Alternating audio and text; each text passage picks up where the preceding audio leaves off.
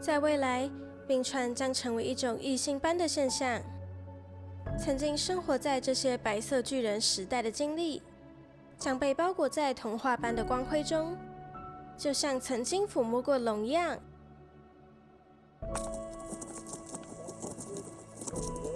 这是一场正在倒数计时的见证。我们要走进全欧洲最大的瓦特纳冰川国家公园，亲自攀登冰川，并前往杰古沙龙冰河湖，看那些从冰川剥落的冰山，在化为沙滩上的钻石前最后一次闪耀。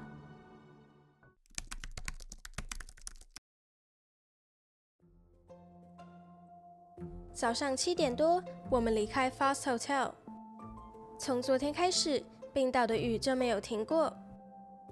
有一句关于冰岛旅游的话是这么说的：如果你不喜欢现在的天气，只要再等5分钟。但这几天的经历告诉我，这根本是个浪漫的谎言。下一整天的雨才是这里的家常便饭。要在冰川上行走，没有专业向导是非常危险的。爸妈不喜欢团体行动，所以预约了 Meiluki Adventures 3小时冰川健行私人向导，专属我们一家3口。旅游公司建议我们尽早出发，体验辽阔的冰川大景，再晚可能就会变成热闹的菜市场。我们从善如流，预约早上8点半开始。按照规定，我们必须在活动开始前15分钟抵达 Skaftafell Terminal Tour Center。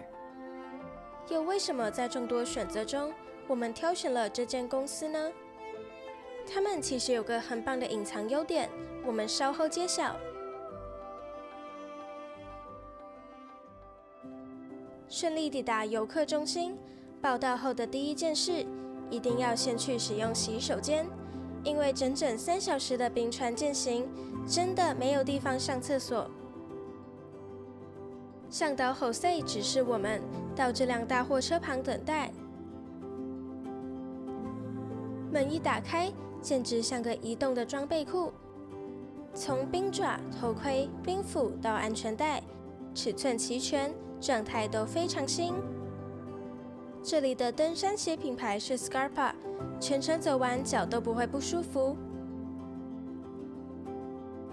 接着要挑选冰爪的尺寸，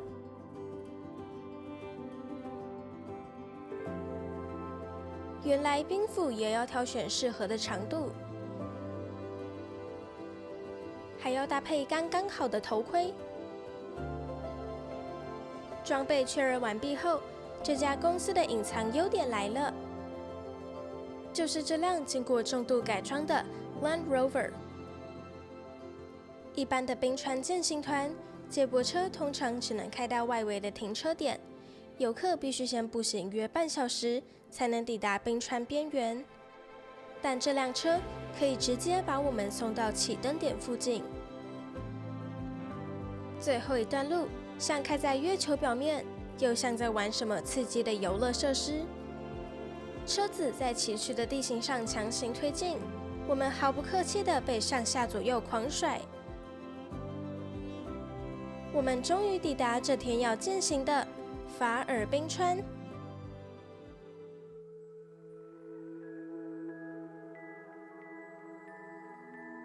在冰岛语中，这座冰川又叫坠落冰川。一下车，眼前全是深灰色的土石覆盖，没有任何生命迹象，是不是有点像月球表面呢？而我们就像刚登陆的探险队，周围安静的只剩下风雨声和我们的踏步声。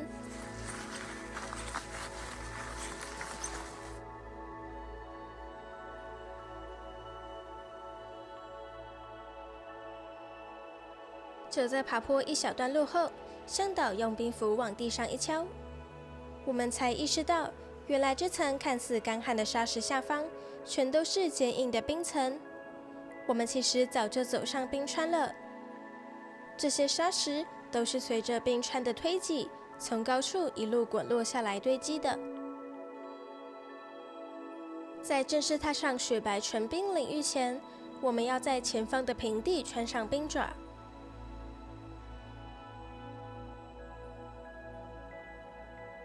向导会先示范如何穿，我们再跟着照做，然后再重新戴上防水手套。装备升级后，向导教我们在冰上走路的技巧。我已经把重点整理成图卡，想去冰川践行的人可以先预习一下哦。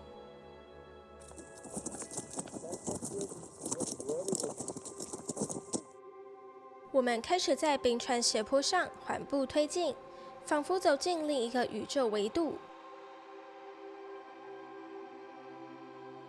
爬升一段高度后，向导请我们回头看来时的方向。他说，在19世纪末，这条冰川的长度达到历史的巅峰。当时的冰川前缘比现在还要长2.5公里。由此可见，冰川消失的速度有多可怕。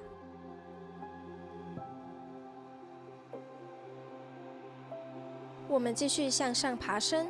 妈妈说，这里和她最爱的星际效应场景太相似了。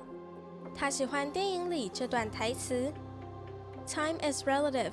It can stretch and it can squeeze, but it can't run backwards.” 她说，有些风景当下看不出珍贵，要走过一段路才会懂。但只要开心的走着，直到很久以后，某天回头就会发现，原来自己已经走了这么远。其实我还不明白其中的含义，但我相信，只要珍惜当下，一切就会值得。接着，向导又要上课了，我喜欢他的比喻。You probably take those sneaker bars, you know, the chocolate bar. Yeah. So it is more or less the same principle. So we have a very, very flexible inside core, and then the outside is crackable. It's like a very fragile chocolate, right? So when you bend it, the caramel just bends and the chocolate cracks. So the top layer of the glacier could be considered, in this case, like the chocolate part of the cookie, and the bottom would be the caramel. It is really flexible under around 20, 25 meters, 30 meters. 向导背后那条以火山灰相隔的冰川是威尔基斯冰川。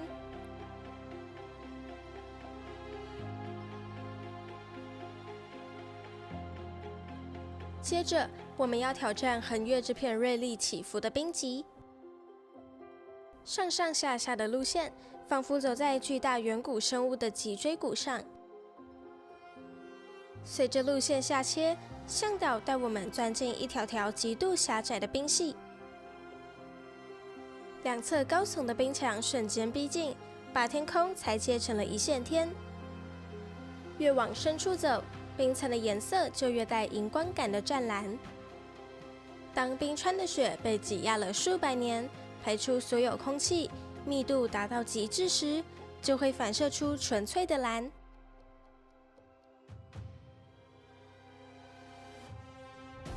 最后，我们站在一座冰脊的高处，回头俯瞰刚刚走过的路。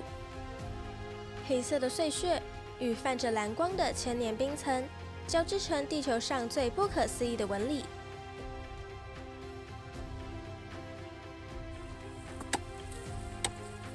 向导说，再往上就是高难度冰攀的范围了。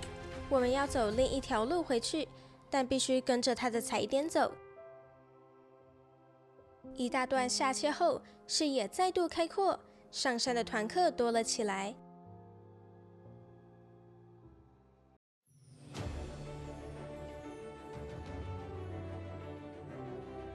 还有一组人正在挑战我们刚才横越的冰脊。这时我才意识到，这天早上我们曾一度奢侈地包下这座冰川。这段下坡看似简单，实际上却超级滑，加上持续的大雨又更滑。向导一次只带一个人，像闯关一样在旁边保护大家。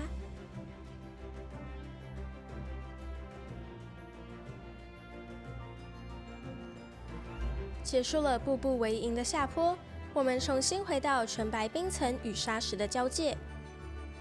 我们忍不住抬头，最后一次仰望这座巨大的法尔冰川。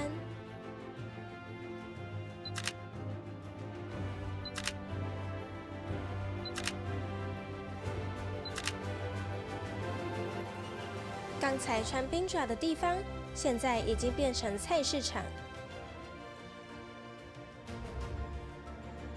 卸下沉重的冰爪，脚步突然轻盈许多。我们踏着满地沙石，沿着原路下撤。我宣布，法尔冰川探险队任务圆满成功。随着引擎发动，这台差点脱轨的云霄飞车再次强势回归。我们回到平稳的公路上自驾。接下来的目标是一路往东去看冰河湖。沿途我们再次经过斯维纳冰川，它就是刚才在冰川上让我们感叹时间无法倒退的源头。这里正是星际效应的拍摄地，电影里那颗令人绝望的曼恩博士冰封星球就是在这座冰川上取景的。说到诺兰的电影蝙蝠侠开战时刻，布鲁斯韦恩在喜马拉雅山拜师，和忍者大师在冰上比剑的场景也是在这里。这种不属于地球的史诗级荒凉，让诺兰对这里情有独钟。据说诺兰即将上映的《奥德赛》同样也来到冰岛取景，我们拭目以待。刚才在冰川上觉得1000年很长，但饥肠辘辘的我们，比起思考时间是否存在，现在满脑子只剩下一份热腾腾的龙虾堡。于是，我们驶向接下来的目的地——杰古沙龙冰河湖。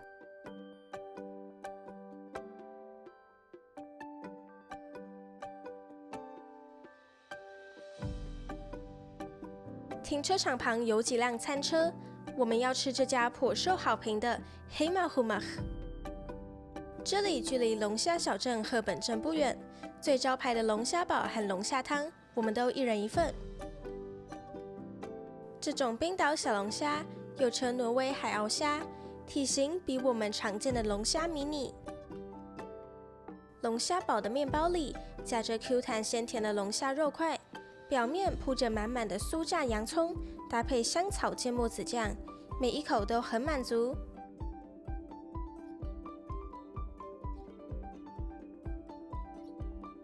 龙虾汤有附面包，橘红色的汤头是充满海味的虾膏精华，随便一捞都是扎实的龙虾肉块。有了足够的热量加持，我们终于下车走向湖畔。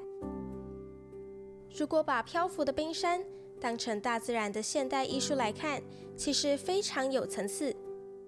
最表层是近期覆盖的白色积雪，深层的结构是被岁月挤压、排空所有空气后折射出的明亮湛蓝，而夹杂在其中像水墨画一样粗犷的黑色线条，则是冰岛火山每次爆发后被封存下来的火山灰。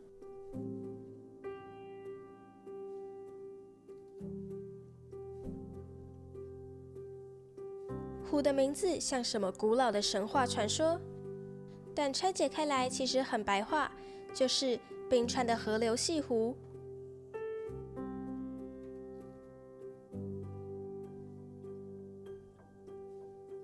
眼前的画面壮丽的像存在了几千年，但其实100年前这里根本没有湖，全是一望无际的冰川。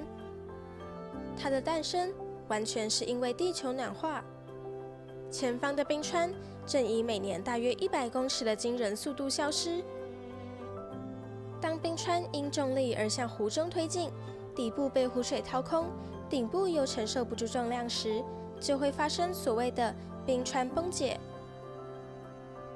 如果想深入湖面探索，可以参加充气艇、水陆船或独木舟活动。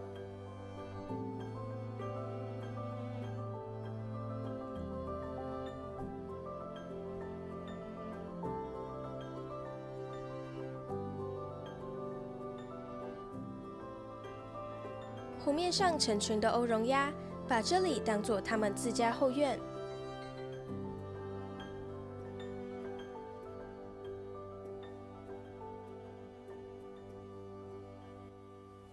水面上不时会出现探头探脑的黑色剪影，原来是从大西洋游进来觅食的海豹。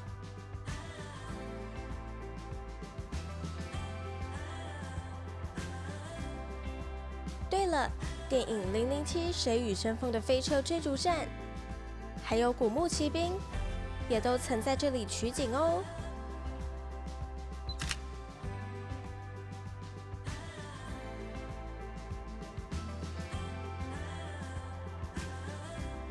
接着，我们越过1号公路的桥，直接来到冰河湖的对岸。那些在湖上漂流的冰山，顺着水道进入大西洋后，会被海浪反复冲刷打磨，最后又被无情地拍回钻石沙滩。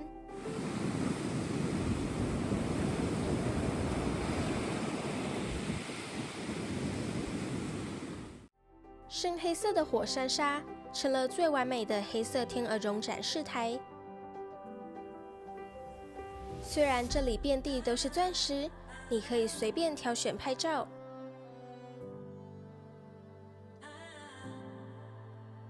但这些钻石的保鲜期非常短，直到它彻底融化，回归大西洋为止。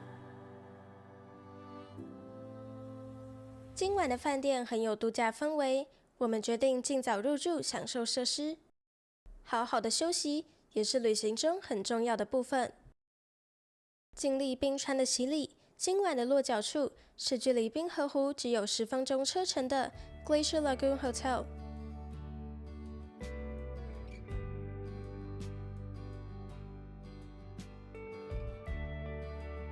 饭店的停车场也有提供充电桩。这间新开幕不久的设计饭店完全击中我们的喜好。外观的几何屋顶是在模仿周围山峰的轮廓。走进室内，满是结合环保的木头、石材与毛皮，再大量引入自然光，安静和谐地融入这片荒野。室内并没有落入北欧白色系加上浅木色的公式，这里是整体色调中性的当代斯堪的纳维亚风。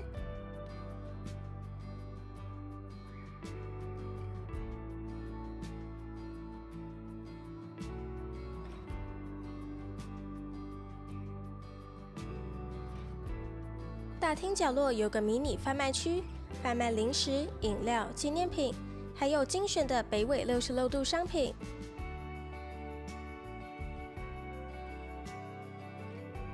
接着来看看房间吧。我们的房间在2楼，房型是 Triple Room Glacier View， 面积23平方公尺。大门进来，左手边是利落的开放式衣架和行李台。Mini bar 配备瑞典的胶囊咖啡机，下方柜子有快煮壶和保险箱。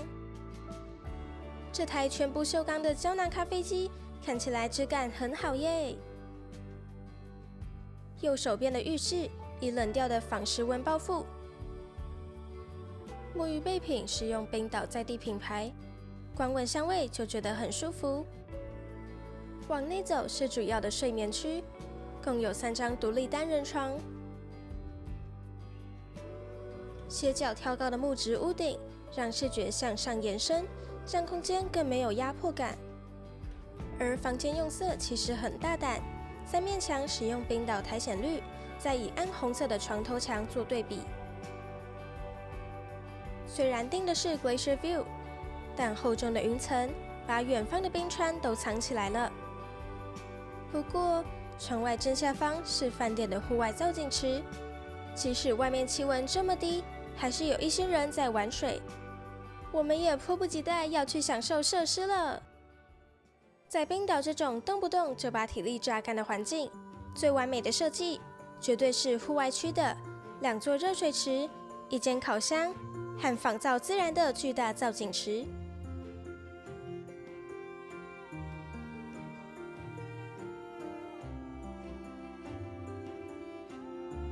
在气温只有个位数的冰岛，泡热水池绝对是极致的享受。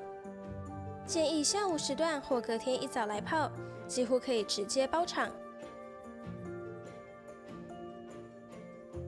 不少人会先走进木造烤箱，再直接跳入前方的冰冷造景池，感受最道地的北欧三温暖。晚餐时间，我们来到饭店里唯一的餐厅。整栋建筑最奢侈的设计，就是无所不在的巨大落地窗。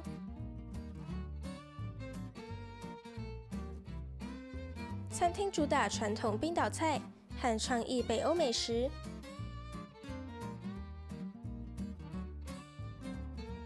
我想任性一下，点3份儿童餐。爸妈说，出来玩开心最重要。此时窗外的热水池人多得像下贡丸。餐前送上佛卡夏面包，咬下去满是迷迭香和海盐咸香。很快的，我的3份儿童餐一次全上桌，有意大利面、鸡块、薯条和烤蔬菜，每一样都简单好吃。爸妈的凯撒沙拉有爽脆的罗曼和油封樱桃番茄，炉烤鸡胸超像健身餐，配菜有青江菜、菌菇和像炖饭的奶酱大麦。慢炖羊膝很美味，羊肉一切就骨肉分离，长时间炖煮让肉质非常软嫩，还有羊肉汁拌上绵密的奶油玉米糊。晚餐后，我们移动到餐厅外的沙发休息区。天气依旧阴雨，山顶被低垂的云雾缭绕，但陡峭的山壁却汇聚成数条细长的水流，看着看着，竟让我入迷了。隔天一早拉开窗帘，我们迎来大惊喜，来了一群毛茸茸的冰岛羊。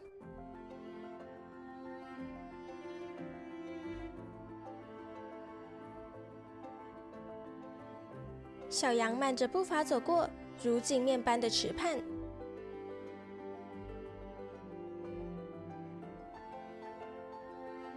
还有黄嘴天鹅在人造池里悠闲的划水。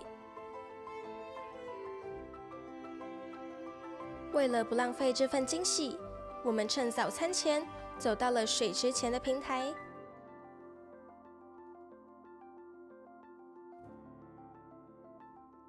早上7点整，我们再次向餐厅报到。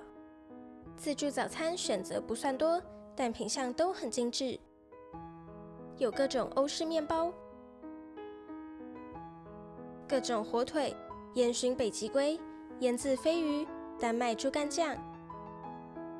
左边是切片和切块的 cheese， 右边有各种抹酱、果酱和麦片，4种口味的冰岛优格，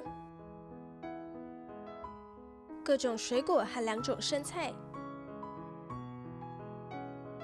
热食有炒蛋、炖豆、培根、香肠。面包甜点每样都超有水准，有美式松饼、比利时松饼、苹果派、可颂、布朗尼、肉桂卷、葡式蛋挞、泡芙、巧克力可颂、马芬、坚果蛋糕和甜甜圈。果汁区的 Ginger Shot 很好喝，也有全自动咖啡机。角落那瓶鳕鱼甘油可以直接倒来喝，还有提供在法国和马黑兄弟茶齐名的达曼兄弟茶包。在星际效应里，布兰德博士说过，爱是唯一可以超越时间与空间的事物。我原本觉得不科学，直到走过冰封大地，目睹冰川消逝，再回到此刻，大家在餐桌前说笑，我突然懂了。面对时间的无情，把我们紧紧系在一起的，其实就是家人之间最平凡的陪伴。而这就是我在这片荒原里找到最完美的解答。我是 Summer， 我们下次再见。